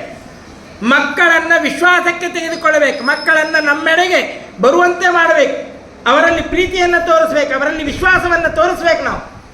ಆಗ ಮಾತ್ರ ನಮ್ಮೆಡೆಗೆ ಬರ್ತಾರೆ. ಇಲ್ಲದೆ ಹೋದರೆ ಆ ಪ್ರೀತಿ ಆ ವಿಶ್ವಾಸ ಎಲ್ಲಿ ಸಿಗುತ್ತದೆ ಅಲ್ಲಿ ಹೋಗ್ತಾರೆ ಅವರು. ಎತ್ತರ ಮನೆಯಲ್ಲಿ ನೀವು ಪ್ರೀತಿ ಕೊಡಲಿಲ್ಲ ಅಂದರೆ ಯಾರು ಪ್ರೀತಿ ಕೊಡ್ತಾರೋ ಅವ್ರ ಜೊತೆಗೆ ಹೋಗ್ತಾರೆ. ಆ ರೀತಿಯಾಗಿ ನಾವು ಮಕ್ಕಳನ್ನು ದಾರಿಗೆ ತರಬೇಕು, ಅವರಿಗೆ ಬೋಧನೆಯನ್ನು ಮಾಡಬೇಕು. ಇಲ್ಲದೆ ಹೋದರೆ ಮಕ್ಕಳ ನಾ ತಿಳಿದಿದ್ದೇ ಹೆಚ್ಚು ಅಂತಾರೆ. ಒಬ್ಬ ಮಗ ಕೇಳದಂತೆ ಅಪ್ಪನಿಗೆ, ಅಪ್ಪ ನೀ ಎಲ್ಲಿಯವರೆಗೆ ಕಲ್ತಿ? ಅಪ್ಪ ಪಾಪ ಉತ್ತರ ಕೊಟ್ಟ, BA ಅಂದ. ಮಗ ನಗಲಿಕತ್ತ, ಯಾಕೋ ನಗತಿ? ಏನಪ್ಪ ಬರೀ ನೀ BA ಕಲ್ತೀಯ? ಅದು ಉಲ್ಟಾ ನೋಡು, ನಾ ಏದಿಂದ ಝಡ್ವರೆಗೆ ಕಲ್ತೀನಿ ಅಂದ. ವಿಚಾರ ಮಾಡಿ, ಮಕ್ಕಳ ಬುದ್ಧಿಮತ್ತೆ ಯಾವ ಹಂತಕ್ಕೆ ಹೊರಟಿದೆ ವಿಚಾರ ಮಾಡಿ. ಅವರು ತಿಳಿದುಕೊಂಡಿದ್ದಾರೆ ನಾವೇ ಮಹಾ ಬುದ್ಧಿವಂತರು, ನಮಗೆ ಎಲ್ಲ ಗೊತ್ತಿದೆ. ಆ ಒಂದು ವಿಚಾರವನ್ನು ಅವರ ತಲೆಯಿಂದ ತೆಗೆದು ಹಾಕಬೇಕಾಗಿದೆ ಇವತ್ತು ನಾವು. ನಮ್ಮ ಪೂರ್ವಜರೆಲ್ಲ ದಡ್ಡರಲ್ಲ, ಅವರವರ ಪರಿಸರದಲ್ಲಿ ಏನೇನಿತ್ತು ಅದನ್ನು ಅನುಕೂಲಕ್ಕೆ ತಕ್ಕಂತೆ ಮಾಡಿಕೊಂಡು ಹೋಗ್ತಾ ಇದ್ದರು. ಹಾಗಂದ ಮಾತ್ರಕ್ಕೆ ಅವರು ದಡ್ಡರಲ್ಲ, ನಾವು ಮಹಾ ಬುದ್ಧಿವಂತರೂ ಅಲ್ಲ.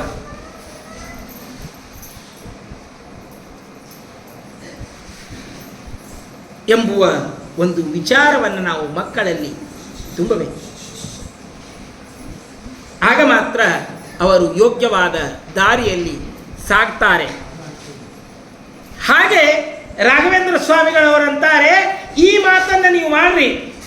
ವಿದ್ಯಾ ಸಂಬಂಧಿಭಿ ದೇಹ ಸಂಬಂಧಿಭಿ ಮದಾಜ್ಞಾಕಾರಿಭಿ ಚ ಕಾರ ಇಚ್ಛೆ. ಕೊನೆಗೆ ಹೇಳ್ತಾರೆ ಪ್ರಾತಃ ಸಂಕಲ್ಪದಲ್ಲಿ, ನಾನು ಅಷ್ಟೇ ಮಾಡ್ತೇನೆ ಅಲ್ಲ, ನನ್ನ ಜೊತೆಗೆ ಇದ್ದುಕೊಂಡು ನನ್ನಿಂದ ವಿದ್ಯೆಯನ್ನು ಪಡೀತಾರಲ್ಲ ಅವರೆಲ್ಲ ವಿದ್ಯಾ ಸಂಬಂಧಿಗಳು, ನನ್ನ ಶಿಷ್ಯರು. ದೇಹ ಸಂಬಂಧಿಭಿ ನನ್ನ ಪರಿವಾರದ ಜನ, ಮದಾಜ್ಞಾಕಾರಿಭಿ ನನ್ನ ಮೇಲೆ ವಿಶ್ವಾಸ ಇಟ್ಕೊಂಡು ಏನು ನನ್ನ ಮಾತುಗಳನ್ನು ಕೇಳ್ತಾರಲ್ಲ ಅವರೆಲ್ಲರ ಕಡೆಯಿಂದೂ ಇದನ್ನು ಮಾಡಿಸ್ತೇನೆ. ನಾನೊಬ್ಬನೇ ಮಾಡ್ತೇನೆ, ನಾನೊಬ್ಬನೇ ಮೋಕ್ಷದಾಗ ಹೋಗಿ ಕೊಡ್ತೇನೆ ಅಂತಲ್ಲ, ಅವರಿಂದಲೂ ಇದನ್ನು ಮಾಡಿಸ್ತೇನೆ ಅಂತ ಸಂಕಲ್ಪವನ್ನು ಮಾಡ್ತಾರೆ ರಾಘವೇಂದ್ರ ಸ್ವಾಮಿಗಳು. ನಾವು ಹಾಗೆ ಮಾಡಬೇಕು ಅಂತ ತೋರಿಸಿಕೊಡ್ತಾರೆ. ಏನಿಲ್ಲ ನಾನೊಬ್ಬನೇ ಮಾಡ್ತೇನೆ, ನೀವೇನು ಮಾಡುವ ಕಾರಣ ಇಲ್ಲ, ಯಾಕೆ ಮಾಡಬಾರ್ದು? ಮಾಡ್ರಿ. ನಾನು ಲಕ್ಷ್ಮೀ ಶೋಭಾನ ಅಂದ್ರೆ ಶಶಿ ಅಂದಂಗೆ ಆಗ್ತದ, ನಾನು ಹರಿಕಥಾಮೃತ ಸಾರ ಅಂದ್ರೆ ಶಶಿ ಅಂದಂಗೆ ಆಗ್ತದ. ಅನ್ನ ನೀನು ಅನ್ನು ಲಕ್ಷ್ಮೀ ಸುಳ ಯಾವ ದುರ್ಗಾ ಸುಳಾದಿ ಹೇಳು, ನರಸಿಂಹ ಸುಳಾದಿ ಹೇಳು, ವಿಷ್ಣು ಸಹಸ್ರನಾಮ ನಾನು ಅಂತೀನಿ, ನೀನು ಅನ್ಬೇಡ.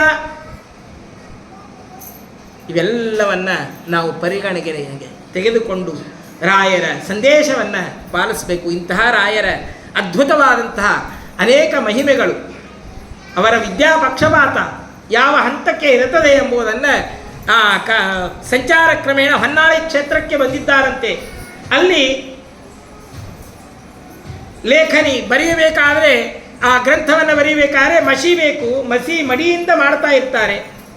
ಮಡಿಯಿಂದ ಗ್ರಂಥ ಲೇಖನವನ್ನು ಮಾಡುವ ಅವರು ಆ ಮಸಿ ಮುಗಿದು ಹೋಗಿದೆ, ಅಲ್ಲಿ ಯಾರಾದರೂ ಮಡಿಯಿಂದ ಮಸಿ ಇಟ್ಟಿರ್ತಾರ ಅಂದಾಗ ಇಲ್ಲೊಬ್ರು ಇದ್ದಾರೆ ಅಂತ ತೋರಿಸ್ತಾರೆ. ಶ್ರೀನಿವಾಸಾಚಾರ್ಯರು ಅಂತ, ಬಿದರಹಳ್ಳಿ ಶ್ರೀನಿವಾಸಾಚಾರ್ಯರು ಅಂತ. ಅವರ ಬಳಿಗೆ ಹೋಗ್ತಾರೆ, ನೋಡ್ತಾರೆ. ಅವರು ಮಾಡಿದ ಗ್ರಂಥ ಲೇಖನವನ್ನು ನೋಡಿದಾಗ ಆಶ್ಚರ್ಯವಾಗ್ತದೆ. ಅವರಂತಾರೆ, ಮಹಾಜ್ಞಾನಿಗಳು, ಪರಮಹಂಸರು, ಪೀಠಾಧೀಶರು ಮಾಡುವ ಕಾರ್ಯವನ್ನು ಗೃಹಸ್ಥರಾಗಿದ್ದುಕೊಂಡು ನೀವು ಮಾಡಿದ್ದೀರಿ, ಆದ್ದರಿಂದ ತೀರ್ಥ ಪದವಿ ನಿಮಗಿರಲಿ ಅಂತ ಅವರಿಗೆ ಕೊಡ್ತಾರೆ. ಅಂದಿನಿಂದ ಬಿದರಹಳ್ಳಿ ಶ್ರೀನಿವಾಸಾಚಾರ್ಯರು ಬಿದರಹಳ್ಳಿ ಶ್ರೀನಿವಾಸ ತೀರ್ಥರಾಗ್ತಾರೆ. ರಾಘವೇಂದ್ರ ತೀರ್ಥರು ರಾಘವೇಂದ್ರ ಸ್ವಾಮಿಗಳು ಎಂಬುದಾಗಿ ಕರೆಸಿಕೊಳ್ತಾರೆ. ಅಂದರೆ ಅವರ ಔದಾರ್ಯ ನೋಡಿ, ವಿದ್ಯಾ ಪಕ್ಷಪಾತವನ್ನು ನೋಡಿ. ವಿದ್ಯಾವಂತರು ಅನೇಕ ಗ್ರಂಥಗಳನ್ನು ಬರೆದಿದ್ದಾರೆ ಅಂತಂದರೆ ಅವರ ಮೇಲೆ ಅವರು ಆ ರೀತಿಯಾದ ಸೌಜನ್ಯದಿಂದ ಪ್ರೀತಿಯನ್ನು ತೋರಿಸಿದರು. ಒಬ್ಬ ವ್ಯಕ್ತಿ ಮಹಾವಿದ್ಯಾವಂತನಾಗಿದ್ದಾನೆ ಅಂದರೆ ಅಸೂಯೆ ಪಡುವ ಜನರು ಹೆಚ್ಚಿರ್ತಾರೆ. ಮಹಾಧನವಂತನಾಗಿದ್ದಾನೆ ಅಂದರೆ ಅಸೂಯೆ ಪಡುವ ಜನರು ಹೆಚ್ಚಿರುತ್ತಾರೆ. ಯಾವ ವಿಷಯದಲ್ಲಿ ಮತ್ತೊಬ್ಬರನ್ನು ನೋಡಿ ನೀವು ಅಸೂಯೆ ಪಟ್ಟದ್ದೇ ಆದರೆ ತತ್ತತ್ತಸ್ಯ ವಿಹೀಯತೆ ಅಂತಾರೆ ಶಾಸ್ತ್ರಕಾರ. ಒಬ್ಬ ಮಹಾವಿದ್ವಾಂಸನಿದ್ದಾನೆ, ಅವನನ್ನು ನೋಡಿ ಅಸೂಯೆ ಪಟ್ಟರೆ ನಿನಗೆ ವಿದ್ಯೆ ಬರೋದಿಲ್ಲ, ನಿನ್ನ ಇದ್ದ ವಿದ್ಯೆಯು ಹಾಳಾಗಿ ಹೋಗ್ತದೆ. ಒಬ್ಬ ಮಹಾಧನವಂತರಿದ್ದಾನೆ, ಅವನನ್ನು ನೋಡಿ ನೀನೇನಾದರೂ ಅಸೂಯೆ ಪಟ್ಟದ್ದೇ ಆದರೆ ನಿನ್ನ ಧನ ಹಾಳಾಗ್ತದೆ ಹೊರತು ಹೆಚ್ಚಿನ ಹಣ ಬರೋದಿಲ್ಲ ನಿನಗೆ. ಅದಕ್ಕಾಗಿ ಅಸೂಯೆಯನ್ನು ಎಲ್ಲಿಯೂ ಕೂಡ ಪಡಬಾರದು. ಸ್ವಭಾವ ಸಿದ್ಧವಾಗಿ ಆ ವಿಷಯದಲ್ಲಿ ಸ್ಪರ್ಧೆ ಇರಬೇಕು ಹೊರತು ಅಸೂಯೆ ಇರಬಾರದು. ವಿದ್ಯಾ ವಿಷಯದಲ್ಲಿ ಸ್ಪರ್ಧೆ ಇರಬೇಕು, ಧನದ ವಿಷಯದಲ್ಲಿ ತೃಪ್ತಿ ಇರಬೇಕು. ಅದಕ್ಕಾಗಿಯೇ ಧನದ ವಿಷಯದಲ್ಲಿ ನಮಗಿಂತ ಕೆಳಗಿನವರನ್ನು ನೋಡಬೇಕಂತೆ, ವಿದ್ಯೆಯ ವಿಷಯದಲ್ಲಿ ನಮಗಿಂತ ಮೇಲಿನವರನ್ನು ನೋಡಬೇಕಂತೆ. ಮಹಾವಿದ್ವಾಂಸನಾಗಿದ್ದಾನೆ, ಏನ್ರಿ ಎಷ್ಟು ವಿದ್ಯೆ ಆದ, ಎಲ್ಲ ವಿಷಯ ಕೇಳಿದರೂ ಹೇಳ್ತಾರೆ, ಪಟ ಹೇಳ್ತಾರೆ, ಅವನಂತೆ ನಾನು ಆಗಬೇಕು ಅಂತ ಬಯಸಬೇಕಂತೆ. ಸಂಪತ್ತಿನ ವಿಷಯದಲ್ಲಿ ನಮಗಿಂತ ಕೆಳಗಿನವರನ್ನು ನೋಡಬೇಕು. ಎಲ್ಲಿಯೋ ಆಯ್ಕೊಂಡು ತಿಪ್ಪೆಯಲ್ಲಿ ಬಿದ್ದ ಎಂದಲ ಎಲೆಗಳಲ್ಲಿ ಉಳಿದ ಅನ್ನವನ್ನು ಬಳೆದುಕೊಂಡು ತಿಂತಾ ಇರ್ತಾನಲ್ಲ ತಿರುಕ, ಅವನನ್ನು ನೋಡಿ ಅವನಂತೆ ನನ್ನನ್ನು ಇಟ್ಟಿಲ್ಲ ದೇವರು. ಮನೆಯಲ್ಲಿ ಉಣ್ಲಿಕ್ಕೆ ನಾವು ಉತ್ತರ ಕರ್ನಾಟಕದವರು ಚಟ್ನಿ ಭಕ್ರಿ ಅದು ಇಟ್ಟಾನ, ಸಾಕು ಅನ್ಬೇಕಂತ. ಈ ರೀತಿಯಾದಂತಹ ಮನೋಭಾವನೆ ನಮ್ಮಲ್ಲಿರಬೇಕು, ಆತ್ಮತೃಪ್ತಿ ಇರಬೇಕು. ಆಗ ಮಾತ್ರ ನಮಗೆ ಸಾಧನೆ ಮಾಡಲಿಕ್ಕೆ ಸಾಧ್ಯ. ಅದಕ್ಕಾಗಿ ಮಾತ್ಸರ್ಯವನ್ನು ಪಡಬಾರದು, ಮತ್ತೊಬ್ಬರೆಡೆಗೆ ದೇಹಿ ಎಂಬುದಾಗಿ ಬೇಡಬಾರದು. ಬೇಡಿದರೆ ಎನ್ನ ಒಡೆಯನ ಬೇಡುವೆ, ಪಾಡಿದರೆ ಎನ್ನ ಒಡೆಯನ ಪಾಡುವೆ, ಒಡೆಯಗೆ ಒಡಲನ್ನು ತೋರುವೆ, ಎನ್ನ ಬಡತನ ಭಿನ್ನಹ ಮಾಡುವೆ. ಅದನ್ನೇ ತಮ್ಮ ಜೀವನದುದ್ದಕ್ಕೂ ಪಾಲಿಸಿಕೊಂಡು ಬಂದವರು ರಾಘವೇಂದ್ರ ಸ್ವಾಮಿಗಳವರು. ಆ ಬಾಲ್ಯದಲ್ಲಿರುವ ಬಡತನದಲ್ಲಿ ಬೇಡಿದ್ದರೆ ಏನಾಗ್ತಾ ಇತ್ತು? ಬೇಡಲಿಲ್ಲ, ಅವರು ಹೋದರು. ಒಬ್ಬ ಧನಿಕನ ಮನೆಯಲ್ಲಿ ಗಂಧತೆ ಅಂದರೆ ತೇದರು ಬ್ರಾಹ್ಮಣರಿಗಾಗಿ. ಆದರೆ ಭಗವಂತನ ಆಟವೇ ವಿಚಿತ್ರವಾಗಿತ್ತು. ಯಾರ ಬಳಿಯಲ್ಲಿ ನೀವು ಗಂಧವನ್ನು ತೇಯಿಸ್ತಾ ಇದ್ದೀರಿ ಗೊತ್ತಾ ನಿಮಗೆ ಎಂಬುದನ್ನು ತೋರಿಸಿಕೊಡಬೇಕಾಗಿತ್ತು ಭಗವಂತನಿಗೆ. ಮಂತ್ರಾಕ್ಷಿ ಬಿಟ್ಟು ಬಂತು, ಮುಗಿತು, ಸಾಕು. ಎಷ್ಟು ಅವರು ಹೇಳ್ತಾರೆ, ಸ್ವಭಾವ ಸಿದ್ಧವಾಗಿ ಎಲ್ಲ ಮಂತ್ರಗಳನ್ನು ಜಪ ಮಾಡ್ತಾ ಇರ್ತಾರೆ ರಾಘವೇಂದ್ರ ಸ್ವಾಮಿಗಳು ಪೂರ್ವಾಶ್ರಮದಲ್ಲಿ. ಹಾಗೆಯೇ ಗಂಧತೆ ಅಂದರು ಮಾಡುವ ಕೆಲಸದ ಜೊತೆಗೆ ಭಗವಂತನ ನಾಮಸ್ಮರಣೆಯಾಗಲಿ ಅಂಥೇಳಿ ಆ ಗಂಧ ತೆಯ್ಯುವಾಗ ಅಗ್ನಿ ಸೂಕ್ತದ ಪಾರಾಯಣವನ್ನು ಮಾಡ್ತಾ ಇದ್ದಾರೆ. ಅಗ್ನಿ ಈಳೆ ಪುರೋಹಿತಂ ವ್ಯತ್ಯಸ್ಯ ದೇವ ಮೃತ್ಯುಜಂ ಎಂಬುದಾಗಿ. ಆಗ ಅಗ್ನಿದೇವ ಅಂದ, ಇಂತಹ ಜ್ಞಾನಿಗಳಿಂದ ನೀವೇನು ಗಂಧ ತೇಯಿಸ್ತಾ ಇದ್ದೀರಲ್ಲ, ಆ ಗಂಧದೊಳಗೆ ನಾನೇ ಬಂದು ಕೂತ್ಕೊಳ್ತೇನೆ ಅಂತ ಕೂತು ಬಿಟ್ಟ. ಯಾವಾಗ ಗಂಧ ಹಚ್ಕೊಂಡ್ರು, ಈ ಸರ್ತಿ ಇತ್ತು ನೋಡ್ರಿ ಮೇದೊಳಗೆ ಬ್ಯಾಸಿಗೆ ಬಿಸಿಲ, ಕುಣದಾಡ್ಲಿಕ್ಕತ್ತು. ಏನಾತು ಯಜಮಾನ ಬಂದ, ಏನಾತು ಏನಾಗಿಲ್ಲ, ಇಂಥವ್ರು ಗಂಧ ತೆಗೆದ್ರು. ಏನೋ ಮಹಾರಾಯ ಕೇಸರಿ ಬದಲಿ ಖಾರಪುಡಿ ಹಾಕಿದೇನು ಅಂತ ಕೇಳಿದ್ರು. ಅವ್ರಂದ್ರೆ ಏನಿಲ್ಲ. ಅವಾಗ ಅವ್ರು ನೋಡ್ತಾರೆ ಯಾರು ಇವರು ಅಂತ ವಿಚಾರ ಮಾಡಿದಾಗ ಇಂಥವ್ರು ಅಂದಾಗ ಎಲ್ಲರೂ ಸಾಷ್ಟಾಂಗ ನಮಸ್ಕಾರ ಹಾಕ್ತಾರೆ. ಅವರ ಮಂತ್ರಸಿದ್ಧಿಯ ಬಗ್ಗೆ, ಅವರ ಕೀರ್ತಿಯ ಬಗ್ಗೆ ಗೊತ್ತು, ಅವರ ಸ್ವರೂಪದ ಬಗ್ಗೆ ಗೊತ್ತಿಲ್ಲ, ಅವರನ್ನು ನೋಡಿಲ್ಲ. ಅವರ ವಿದ್ಯೆ ಗೊತ್ತಿದೆ, ಅವರು ಯಾರು ಎಷ್ಟು ಪ್ರಭಾವವುಳ್ಳವರು ಎಲ್ಲ ಗೊತ್ತಿದೆ, ಆ ವ್ಯಕ್ತಿಯನ್ನೇ ನೋಡಿಲ್ಲ. ನಮಗೂ ಹೀಗೆ ಏನೋ ಆಗ್ತದೆ, ವ್ಯಕ್ತಿಯನ್ನು ನೋಡಿರುವುದಿಲ್ಲ, ಆದರೆ ಅವರ ಕೀರ್ತಿ ಗೊತ್ತಿರ್ತದೆ, ಯಾರೋ ಏನೋ ಅಂದ್ಕೊಂಡು ಬಿಡ್ತೇವೆ. ಯಾದವಾರ್ಯರ ಕಾಲಕ್ಕೆ ಇದೇ ರಾಘವೇಂದ್ರ ಸ್ವಾಮಿಗಳವರ ಸಂದರ್ಭದಲ್ಲಿಯೇ, ಅವರ ಕಾಲದಲ್ಲಿಯೇ ಯಾದವಾರ್ಯರು ಯಾವುದೋ ಒಂದು ಬಟ್ಟೆಯನ್ನು ಉಟ್ಟುಕೊಂಡು ಎಲ್ಲೋ ದೂರದಲ್ಲಿ ಬಂದು ಕುಳಿತಿದ್ದಾರೆ, ಅವರನ್ನು ನೋಡಿದ್ದಾರೆ, ಆದರೆ ಅವರು ಯಾರು ಅಂತ ಗೊತ್ತಿಲ್ಲ. ಮಹಾನುಭಾವರು ಯಾದವಾರ್ಯರು ನಿತ್ಯದಲ್ಲಿ ಭಾಗವತವನ್ನು ಉಪಾಸನೆಯನ್ನು ಮಾಡಿಕೊಂಡು ತಾಯಿಯ ಮಾತಿನಂತೆ ವಿದ್ಯಾವತಾಂ ಭಾಗವತೆ ಪರೀಕ್ಷಾ ಎಂಬುದನ್ನು ವಿದ್ಯಾವತಾಂ ಭಾಗವತೆ ಪರೀಕ್ಷಾ ಎಂಬುದನ್ನು ಜಗತ್ತಿಗೆ ಸಾರಿ ಹೇಳಿದಂತಹ ಮಹಾನುಭಾವರು ಯಾದವಾರ್ಯರು. ಅಂತಹ ಒಂದು ಸಾಧನೆ ರಾಘವೇಂದ್ರ ಸ್ವಾಮಿಗಳವರದು. ಮತ್ತೆ ವರುಣ ಮಂತ್ರವನ್ನು ಜಪ ಮಾಡಿ ಗಂಧವನ್ನು ತೆಗೆದುಕೊಟ್ಟಿದ್ದಾರೆ. ಎಲ್ಲರಿಗೂ ಉರಿ ಶಾಂತವಾಗಿದೆ. ಅದೇ ರಾಘವೇಂದ್ರ ಸ್ವಾಮಿಗಳವರ ಅನೇಕ ವಿಶ್ವಾಸಕ್ಕೆ ಒಂದು ಕೊನೆಯ ದೃಷ್ಟಾಂತವನ್ನು, ಅವರ ಪವಾಡವನ್ನು ಹೇಳ್ತೇನೆ. ವಿಶ್ವಾಸ ಯಾವ ಮಟ್ಟದಲ್ಲಿ ನಾವು ಇಡಬೇಕು ಗುರುಗಳಲ್ಲಿ ಎಂಬುದನ್ನು ಹೇಳ್ತೇನೆ. ಒಬ್ಬ ವ್ಯಕ್ತಿ ಆ ರಾಘವೇಂದ್ರ ಸ್ವಾಮಿಗಳವರ ಬಳಿಗೆ ಬಂದಿದ್ದಾನೆ, ನನ್ನ ಮಗನ ಉಪನಯನವನ್ನು ಮಾಡಬೇಕು ಅಂತ ಇಷ್ಟು ಹೇಳಿದ್ದಾನೆ. ಆಗ ರಾಘವೇಂದ್ರ ಸ್ವಾಮಿಗಳವರು ಶೌಚದಲ್ಲಿ ಇದ್ದಾರೆ, ಕೈಯಲ್ಲಿ ಮೃತ್ತಿಕೆ ಇದೆ, ಮಣ್ಣು ತೆಗೆದುಕೊಂಡು ಕೊಟ್ಟಿದ್ದಾರೆ, ತಗೊಂಡು ಹೋಗುವಂತ. ಬಂದವರಿಗೆ ಯಾರಾದರೂ ಏನೋ ಕೇಳಲಿಕ್ಕೆ ಬಂದಾಗ ಒಂದು ಹಿಡಿ ಮಣ್ಣು ಕೊಟ್ಟರೆ ಸುಮ್ಮ ಕೊಡ್ತಾರೇನ್ರಿ, ಮುಖದ ಮೇಲೆ ಬೀಸಿ ಹೋಗೋದು ಹೋಗ್ತಾರೆ. ಆದರೆ ಆ ವ್ಯಕ್ತಿಗೆ ವಿಶ್ವಾಸ, ಗುರುಗಳು ಏನು ಕೊಟ್ಟರು ಅದು ಅನಂತವಾದಂತಹ ಫಲವನ್ನು ಕೊಡ್ತದೆ ಅಂತ ಆ ವಿಶ್ವಾಸದಿಂದ ತೆಗೆದುಕೊಂಡು ಹೋಗಿದ್ದಾನೆ. ಆದದ್ದೇನು, ಆ ಧನಿಕನ ಮನೆಯ ಬಾಗಿಲಲ್ಲಿ ಮಲಗಿದ್ದಾನೆ. ಅವನ ಮಗು ಅದನ್ನು ಒಬ್ಬ ರಾಕ್ಷಸ ಒಯ್ತಾ ಇರ್ತಾನೆ. ಆ ಮೃತ್ತಿಕೆಯನ್ನು ನೋಡಿ ಬೆಂಕಿ ಕಂಡ ಹಾಗೆ ಆಗಿದೆ, ಅದರಿಂದ ಅವನು ಬಿಟ್ಟು ಹೋಗಿದ್ದಾನೆ. ಆ ಯಜಮಾನನ ಮಗು ಉಳಿದಿದೆ, ಅದಕ್ಕೆ ಕಾರಣ ಇದು ಅಂತ ಹೇರಳವಾದ ಸಂಪತ್ತನ್ನು ಕೊಟ್ಟಿದ್ದಾನೆ. ಇದು ಎದಕ್ಕೆ ಕಾರಣ? ಕೇವಲ ವಿಶ್ವಾಸ. ಗುರುರೇಕ ಸದಾ ಸೇವ್ಯ ಸಂಸಾರೋದ್ಧರಣ ಕ್ಷಮ.